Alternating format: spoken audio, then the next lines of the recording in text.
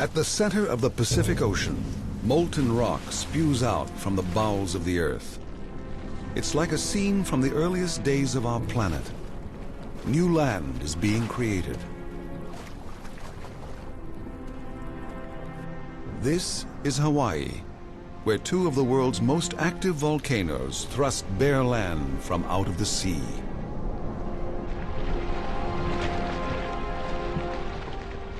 These islands are the children of the volcano goddess Pele, islands born of fire. The Hawaii we see today is the product of 70 million years of volcanic activity. More than 2,000 miles from the nearest continent, it's one of the most isolated places on Earth. But these towering cliffs are both a beacon and a refuge, an oasis in the vast Pacific Ocean, where global migrants that have traveled great distances across the open ocean come to shelter for 6 months or more.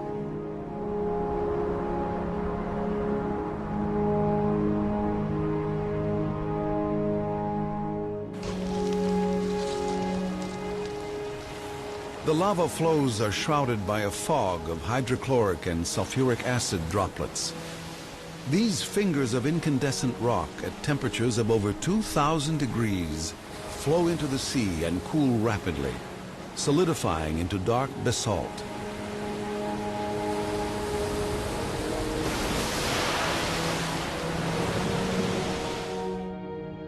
It's a haven for giants.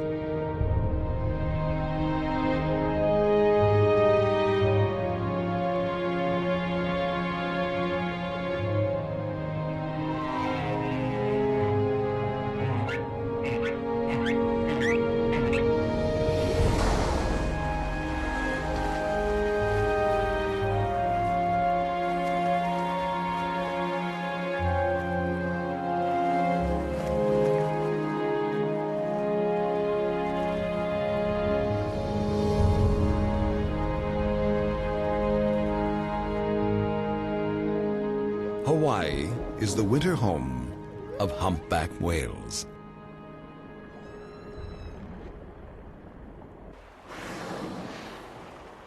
Three to 5,000 humpbacks visit these islands at one time or another.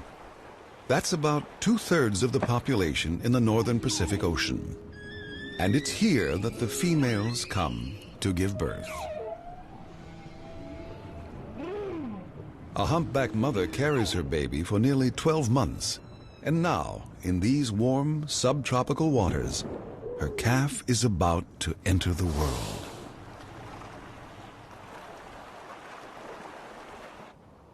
These protected bays and coves in the lee of the trade winds serve well as whale calving grounds. Up to 300 whales are born here each year.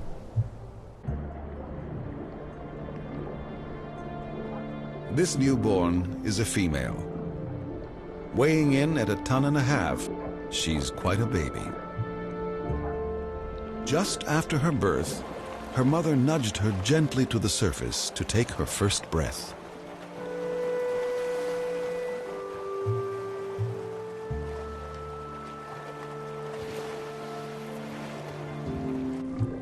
During her first hours, her mother stays beside her, for the baby must keep close to the surface and needs her support.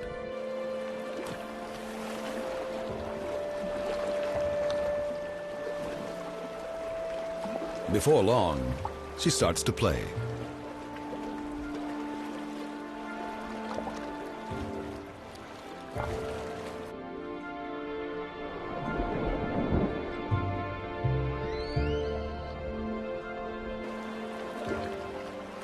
But play for this baby whale is not all fun.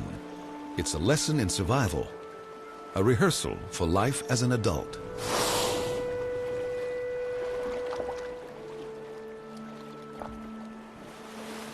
Humpbacks have the longest pectoral fins of any whale. When slapped on the surface, the sound travels far underwater. Baby tries as best she can, but she hasn't yet got full control of her flippers. Her mother shows her again. It'll be a while yet before the young calf perfects her own technique, but her mother patiently continues the lessons.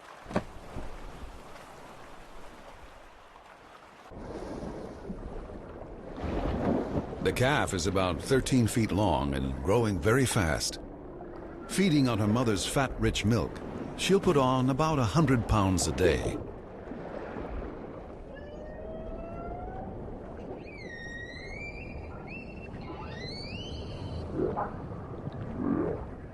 Mother and baby touch one another frequently.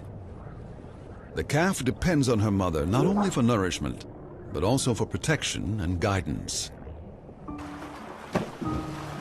This is how to proclaim your presence. Tail slapping. Mother demonstrates.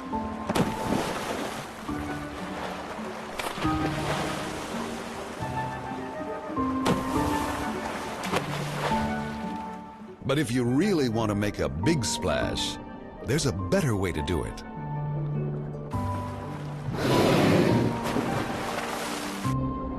It's a behavior known as breaching, when half the body or more is clear of the water. To do it well, a whale needs to dive below and take a good run at it.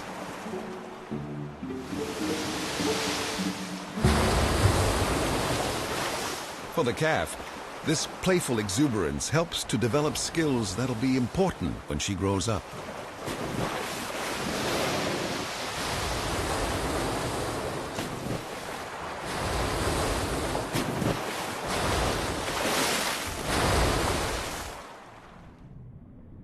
Her adult colors have yet to appear, but when they do, she won't be the same color all over. Blotches of white on her flippers and tail will give her an identity that's hers and hers alone. These features are recorded by a team from the Hawaii Whale Research Foundation.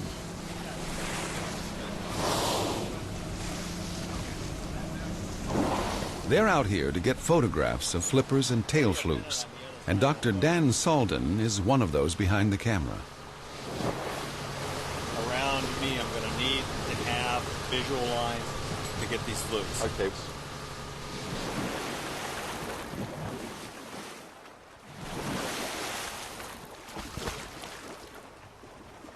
In terms of our research, the fluke identification photograph is the key. Humpback flukes are like a human fingerprint in that no two are exactly alike. Sometimes as a result of injury, sometimes simply genetic variations. Each fluke has a different shape, different markings, and they range all the way from flukes that are virtually all black to flukes that have a great deal of white in them.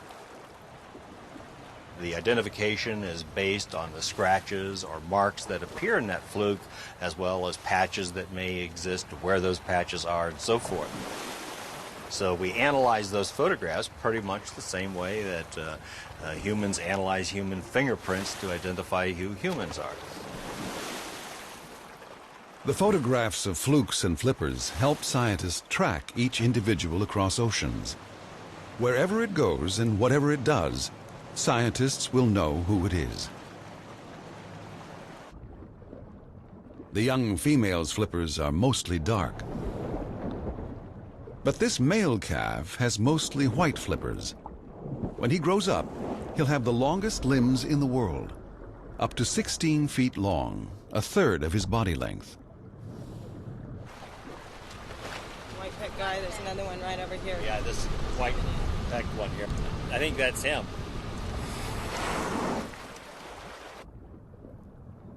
These huge flippers may seem cumbersome when the whale is moving slowly, but they enable it to make tight turns. This maneuverability gives it an advantage over other inhabitants of the sea that might do it harm. There are sharks here, many of them.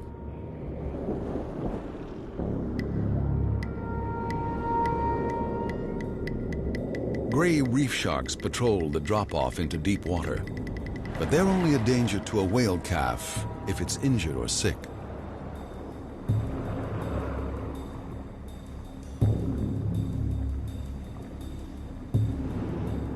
sharks normally catch fish, and mainly at night, so they're not a threat.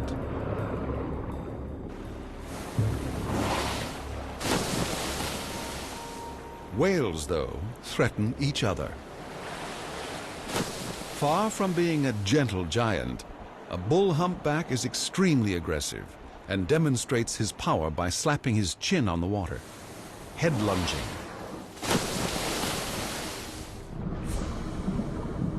Those adult humpbacks that congregate around the Hawaiian Islands that are not giving birth have come here to mate.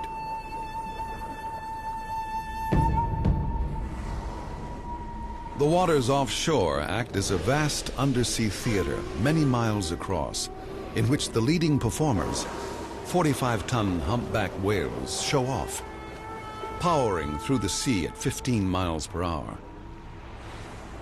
The young female's mother is not yet ready to mate, but she's gained an admirer, and mother and baby are shepherded away from the danger zone by the new escort.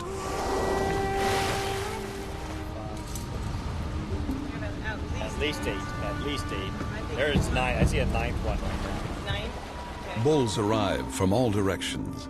There's going to be a fight. My concern is that we don't get ourselves in the wrong spot. If we're in the wrong spot, we could end up getting hit. Another female is the center of attention. She's the one with lighter skin color and turned up tips on her tail flukes.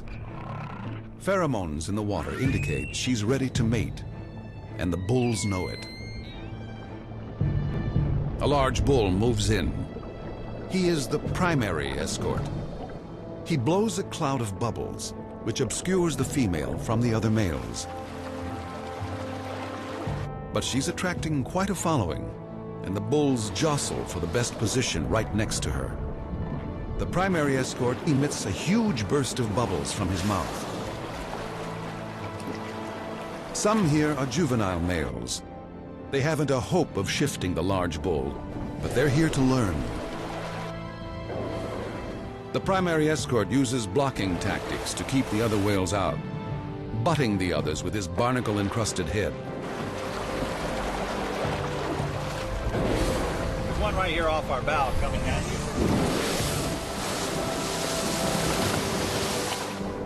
The watching scientists are thrown suddenly into the thick of it. The female uses their boat to shield her from the fighting bulls.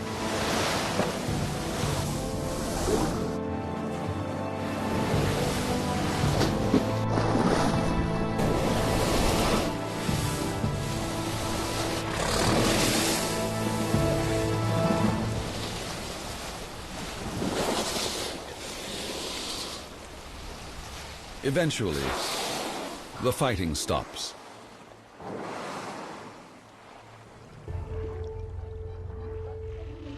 The primary escort has retained his position next to the female, and when she's ready to mate, he has a chance of being the father of her next calf.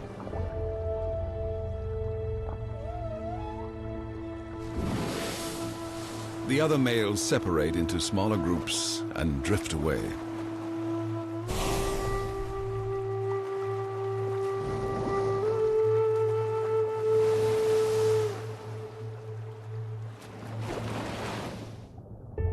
They space themselves a half a mile or so apart. Some just hang in the water.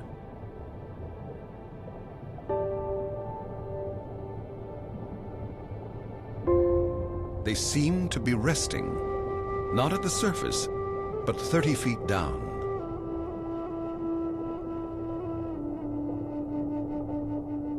They hold their breath not for 10 minutes, like the more active whales, but for half an hour or more. Their behavior, or lack of it, has prompted scientists to call them breath holders.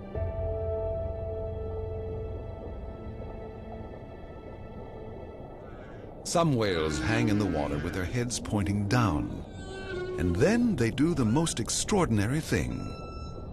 They start to sing.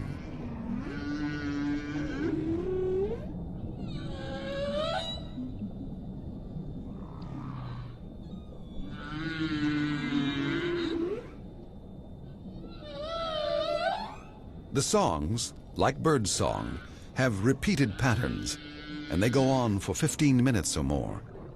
And every male in Hawaiian waters is singing the same song, a song that somehow gradually changes through time.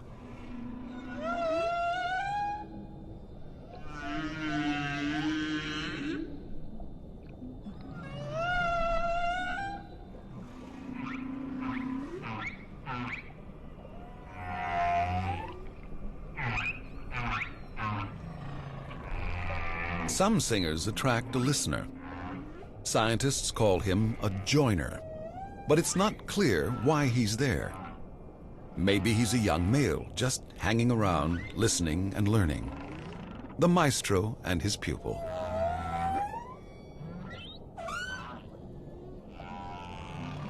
The white-flippered calf not only hears the songs, but also feels them. The lowest notes are so loud and carry so far underwater that they reverberate through his entire body. One day, he'll be a singer just like them. But for now, he stays close to his mother, venturing no farther than 25 yards away at most. A large bull stands off. He's guarding the mother and her calf from other males. If he senses them moving in, he hides the female behind a dense trail of bubbles, like a smokescreen. He's not the calf's father. He's simply waiting patiently for an opportunity to mate with its mother. He'll have a long wait. The female won't be ready to mate again for another year. But he's very protective, and he's sensed danger.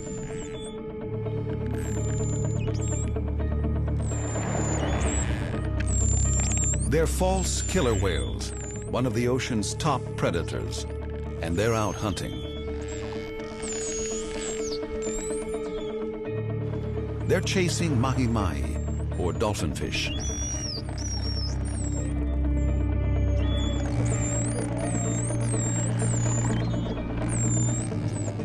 One takes refuge under the research boat, but it will not be safe for long.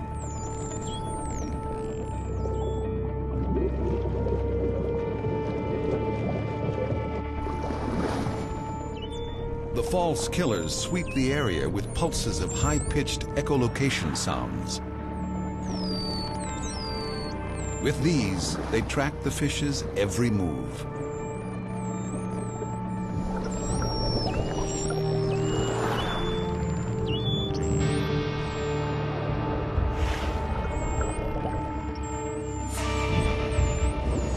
But rather than eat it, they seem to play with their prey, like a cat with a mouse. The fish is disoriented. It all appears to be a game.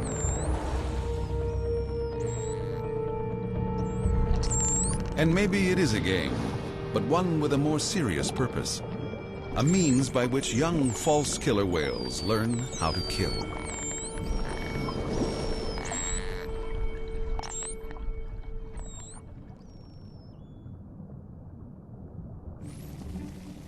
A group of smaller cousins have dropped by. Spinner dolphins. They're the most energetic species of dolphin, and they've found something bigger to play with. It's the young female humpback calf. Spinner dolphins rest in bays close to shore by day, and come the evening, they gather together to go hunting in the open ocean. That's when they spin in the air. It's a roll call, a way of saying, "I'm ready. Now it's time to go." Their habit of riding the bow waves of boats probably started by riding the bow waves of whales, and here they are doing just that. A free ride. But they'll soon be on their way for a night's fishing. A manta ray is fishing for plankton. Also the staple diet of a drifting salp, a living tube of tiny creatures that live and feed together. But the food here is not concentrated enough to satisfy a humpback whale. While they're in these subtropical waters, the whales rarely ever feed. So while the calf is gaining weight, her mother is losing it. She hasn't fed for over 4 months. The food that whales like, in the quantities they need, is gathering 2,500 miles away. It's time for the whales to leave Hawaii.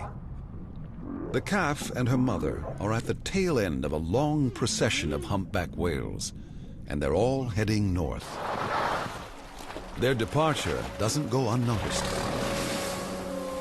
Since people first arrived, the whales have been an important part of Hawaiian folklore. The whale's blow is ha, the breath of life, and the whale itself is Kohola, a creation of Kanaloa, one of the 4 great gods of Hawaii and deity of the oceans.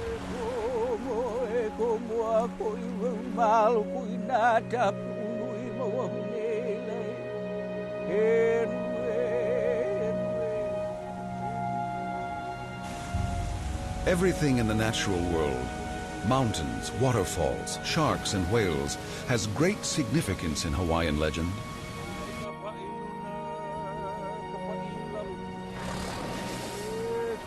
And when the whales depart, they're following the natural rhythm of the seasons, inspiring a sense of renewal.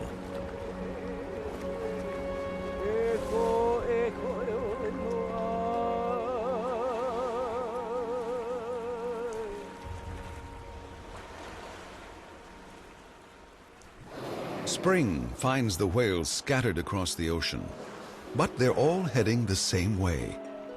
One theory suggests they're guided by the Earth's magnetic field.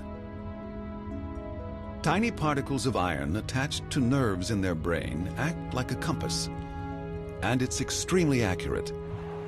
During the first third of the journey, the whale's heading is within 1 degree of magnetic north. So the humpbacks follow their mental map of the northern Pacific Ocean, and it leads them directly to their traditional feeding grounds. The calf gets a little help along the way. She's pulled along in her mother's slipstream. Swimming at a speed of 2 to 3 miles per hour, their non-stop journey may take up to 1.5 months. They're going to Alaska for the summer.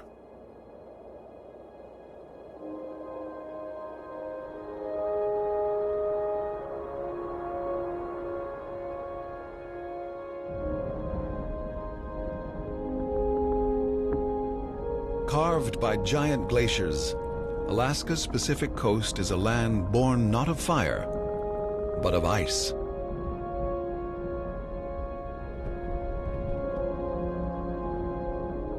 At the climax of the last ice age, 20,000 years ago, the ice here was part of a gigantic sheet that stretched across North America.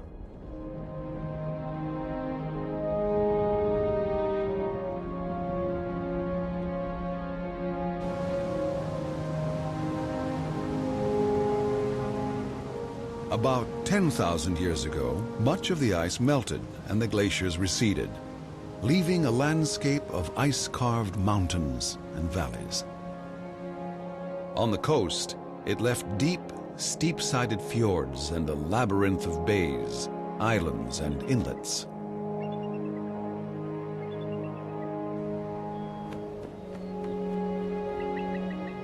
This is the Alexander Archipelago. More than 1,000 timbered islands and rocky islets off Alaska's southeast coast. Today, the region is a sheltered resting place and fully stocked food store for about 300 to 400 humpback whales, many from Hawaii.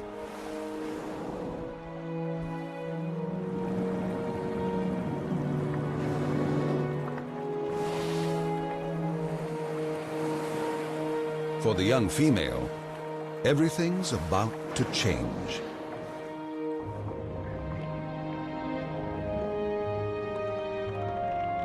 Born into warm, clear waters and a world of competition, she has now entered cold, rich seas where whales work together to make the most of the bounty.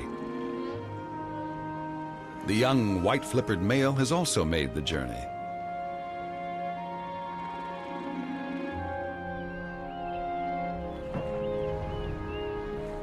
Each whale announces its arrival, and waiting for them is another group of scientists. Mothers and calves will not go unnoticed. They're now part of a Pacific-wide study to find out where humpbacks go and what they do. And maybe why they do it.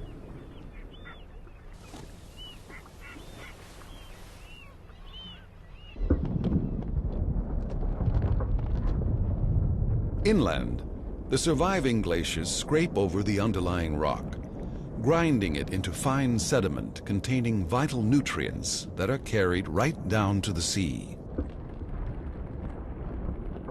It's part of a natural cycle that eventually produces a superabundance of whale food. The glaciers are one reason the whales come here and not someplace else. Huge blocks break free from the ice cliffs, generating waves up to 10 feet high.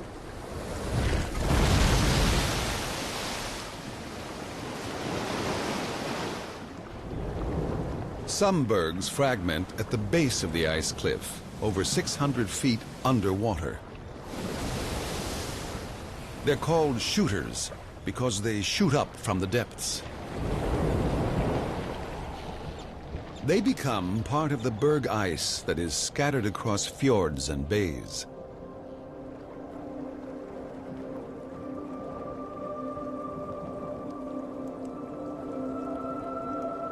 Their ice crystals have been imprisoned under millions of tons of ice for thousands of years.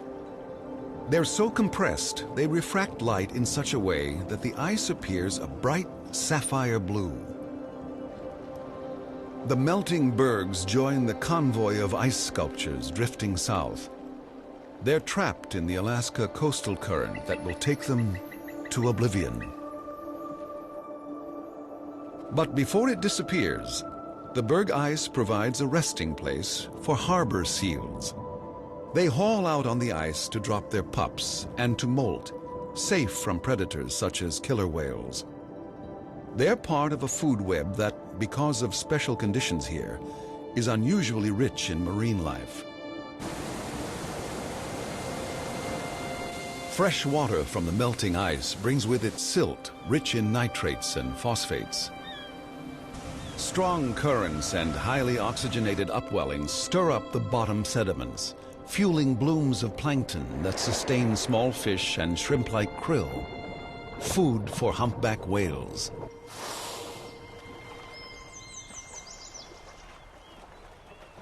This whale blows a small net made of bubbles, which concentrates the krill in a tight ball so that the whale can swallow it in a single gulp.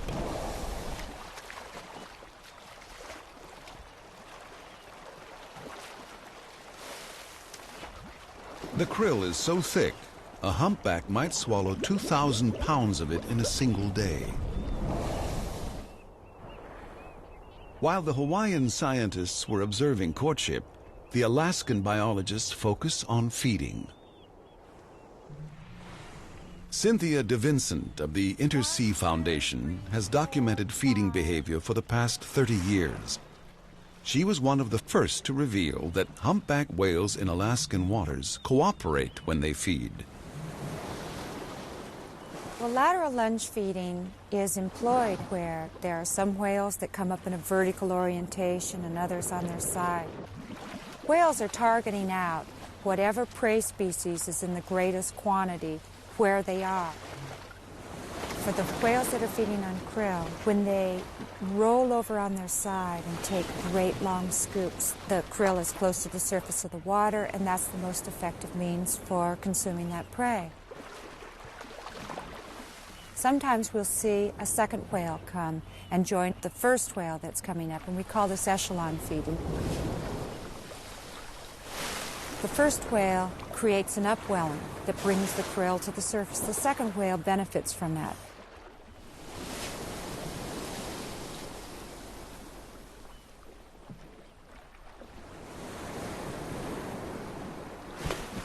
The young whales don't take part in this, for they're still taking mother's milk. They remain some distance away so they don't interfere with the fishing. This female is behaving in an unusual way. She looks to be spy hopping, the way humpbacks look around at the surface. But Cynthia de Vincent believes that this performance is actually a unique way of feeding. She rises vertically out of the water with a mouthful of krill, perhaps using gravity to assist with swallowing. Then she sinks back down and takes another mouthful.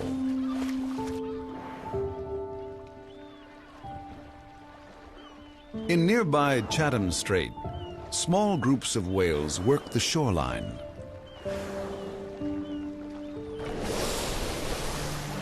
Large migrating shoals of herring congregate here after spawning, and the whales round them up and catch them.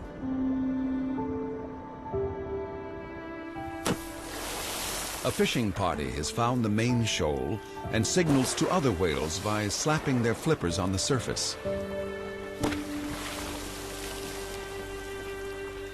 They also breach. It's an invitation, perhaps, to join the feast.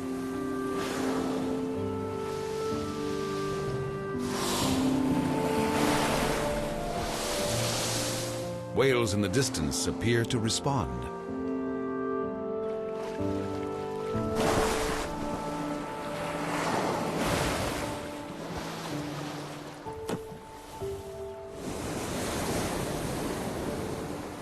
The group is almost ready. The mother and calf are late arrivals.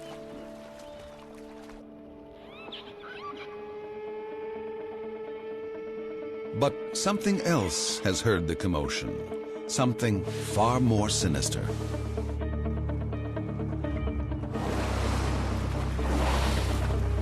They're orcas, true killer whales. The humpbacks sense the orcas are not far away. They become agitated and chin slap, the aggressive display that might intimidate the killers.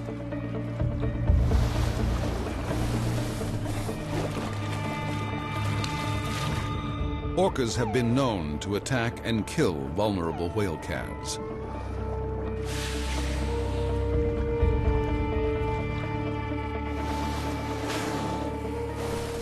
Mother humpbacks and their young gather into a bigger group. There's safety in numbers.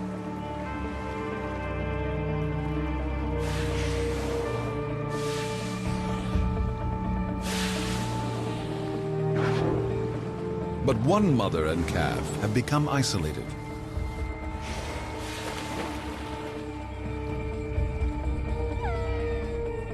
It's the young male with the white flippers.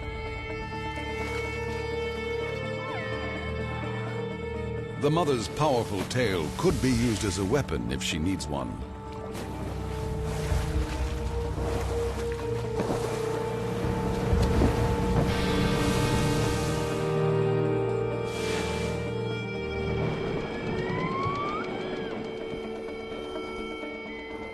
But the attack never comes.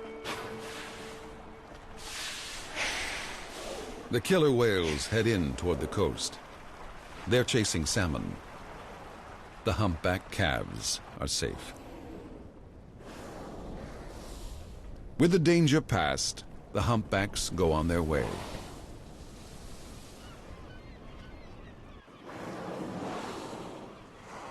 Some gather into feeding groups of about 10 whales. In Hawaii, the whales were aggressive toward one another. But in Alaska, some groups work together.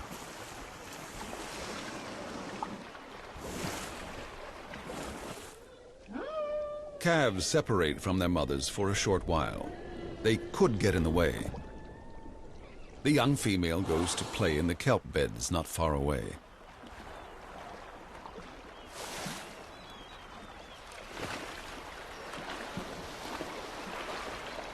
The fishing's begun, and they're about to behave in a way that has only been observed among humpbacks.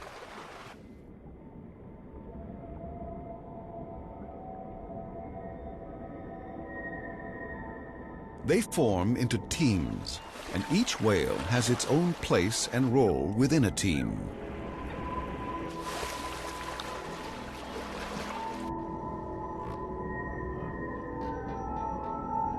When all the whales are at the right depth, one whale starts to blow a huge ring of bubbles.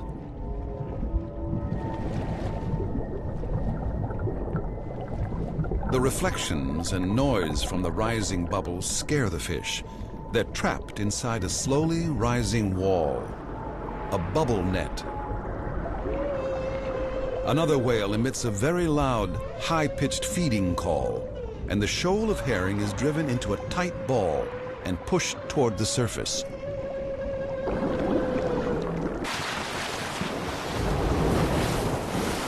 Each whale takes a great mouthful of fish and seawater.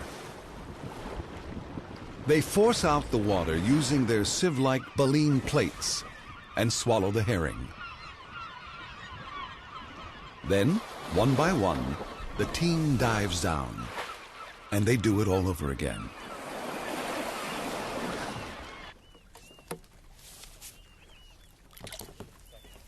When bubble netting, the whales are extremely vocal, and doctors Fred Sharp and Sean Hanser of the Alaska Whale Foundation have been analyzing the sounds and working out who is making them and why. To learn more about the cooperative feeding, we're interested in the aspect of the behavior that has to do with the communication.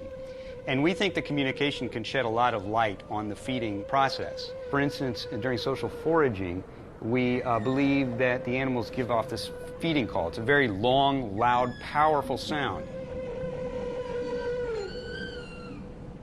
It is probably serving to manipulate the prey and aggregate them.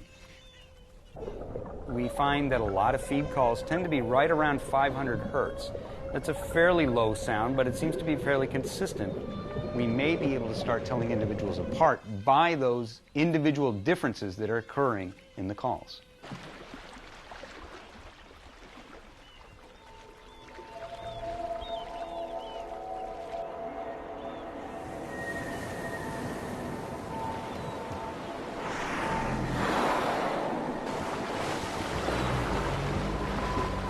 Time and time again, the group dives and resurfaces. And entire shoals of herring disappear in a single collective gulp.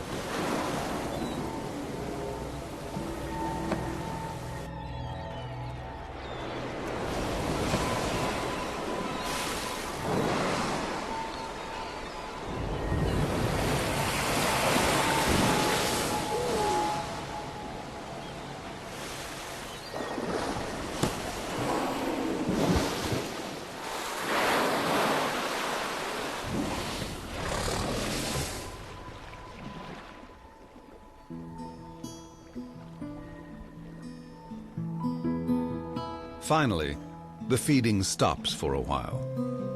Exhausted, but with bellies full, the whales make for still waters in the secluded bays of Inside Passage. It's time to rest. Time to regain the energy needed to feed again. The whales must feed well, for come the winter, many will not feed at all for 4 months or more. Like giant logs, they lie almost motionless on the surface. A resting group, an afternoon siesta. And monitoring any move they make is Cynthia DeVincent. It's not uncommon that we see sleeping whales in the middle of the day, and it seems as if when one whale starts to sleep, it doesn't take much to set others off, and they all go to sleep. And sometimes you can look around, and everywhere you look will be these islands, and they look like islands. Big behemoths sound asleep. They just hang there, almost in suspension, with their dorsal fin up, almost as if they're balanced, with their rostrum, their head, just beneath the surface of the water. And an automatic reflex brings their head up, and the blowholes have delicate receptors that detect the surface of the water and cause them to open to to take a breath.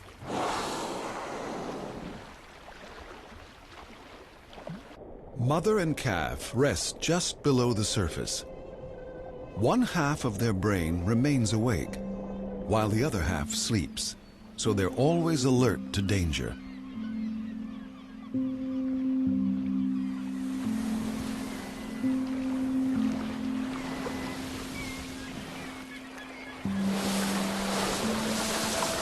The humpbacks gorge on herring and krill throughout the summer, until the season starts to change.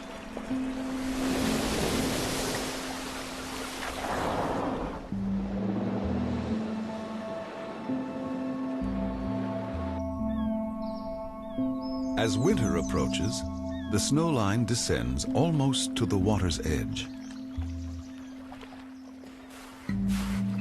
Stellar sea lions weave among the feeding whales. They seem to steal food almost out of the humpback's mouth.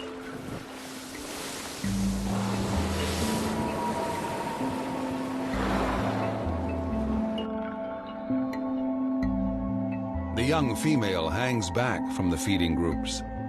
She won't join in completely until next spring. Nevertheless, she takes an occasional mouthful of krill while she's being weaned off her mother's milk.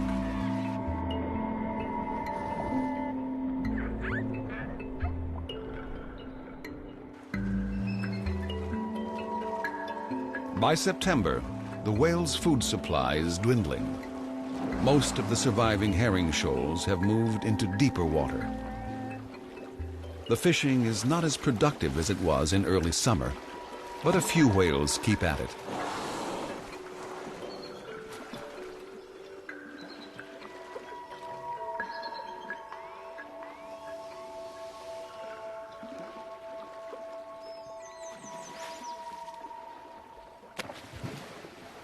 The calf plays for the last time in the chilly Alaskan waters. Ahead lie at least 4 winter months when there is very little food here. Mother and daughter are almost ready to head back south.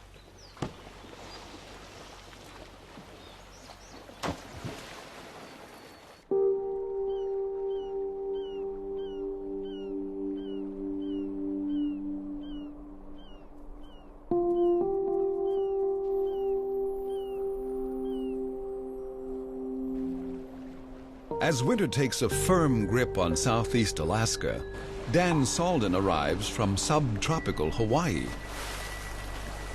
He's here to compare notes and photographs of flukes and flippers with Sean Hanser of the Alaska team. He's finding that not all Alaska whales go back to Hawaii. Well, we finished some collaborative work with other researchers in what we call mark recapture, and you analyze the total number of fluke identifications you have and how many of those are resites, animals that you have cited before. And we've learned about movements of the populations, interchanges that take place between winter ground areas and summer feeding areas. Humpbacks have a place where they love to go to eat, and basically they will go to that place until such time as the food moves, and then they'll follow the food. And they're very faithful to those areas, just as they're very faithful to their breeding ground. But we found they weren't completely faithful. We've had at least 8 animals that have switched between Mexico and Hawaii. And you begin to gather a glimpse of what the big picture is all about. And that big picture is a North Pacific population of some 6,000 whales that spend their summers on feeding grounds in Alaska and their winters off the coasts of Hawaii, Mexico, and southern Japan. Some of the whales don't leave at all. Perhaps they're juveniles or older, non-breeding whales. They don't bother to migrate. The remaining whales are joined by huge rafts of long-tailed ducks. They dive deep to chase the krill, down to 250 feet or more. Whales and ducks are in competition for any food that's left. But the ducks will soon migrate too.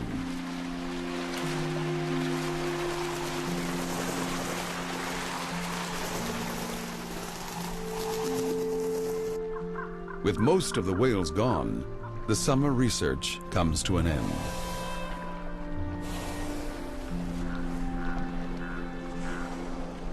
The whales are heading south.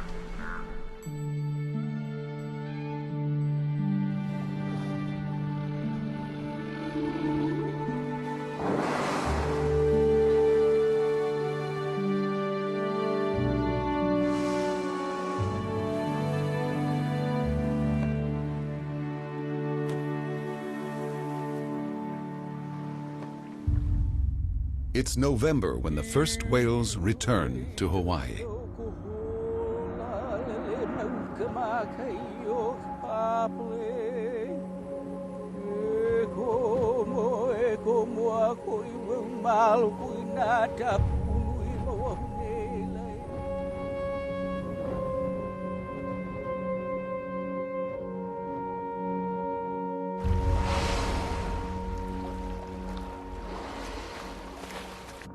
For mother and daughter, the journey south was uneventful, and they're both in good health. The young female is not a calf anymore. She's doubled her length since she was born, and is 8 times as heavy. The young male with the white flippers is back too. He's been abandoned by his mother and is seeking the company of other whales. There's also a noticeable change in the behavior of the young female's mother. Some distance away, a bull humpback makes a beeline for the older female. He can't see her yet, but he can hear her. And all the other males in the vicinity have picked up the low-pitched sounds she uses to talk to her daughter. As they get closer, they know that now she is ready to mate. The fighting started almost the moment she arrived.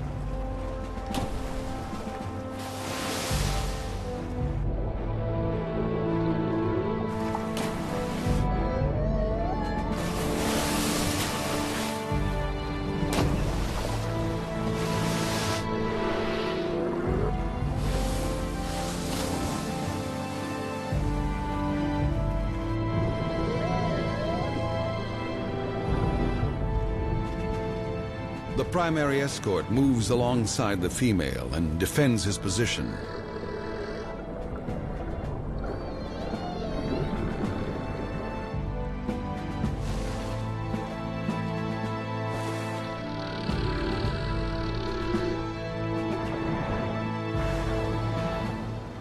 The fight ends as suddenly as it began. The large bull dominated the opposition and won the contest. But the yearling is left behind. Her mother and the large bull are some distance away, and they don't turn back. The youngster waits, but the 2 whales do not return. She's utterly alone. She calls, but there's no answer. Her mother has gone. Now she must fend for herself and put to good use all that she's learned during the past year.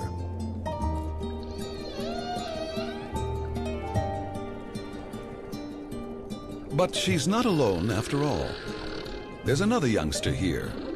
He's been abandoned too, and like the young female, he's calm and inquisitive. Even juvenile whales find time to play, but play with a purpose. They rehearse a courtship ballet.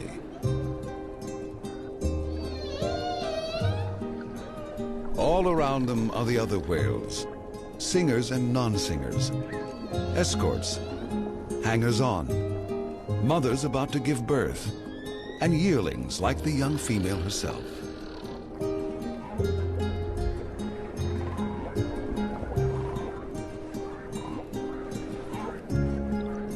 Like any young beauty, one day she'll be chased by the boys, courted, and won over.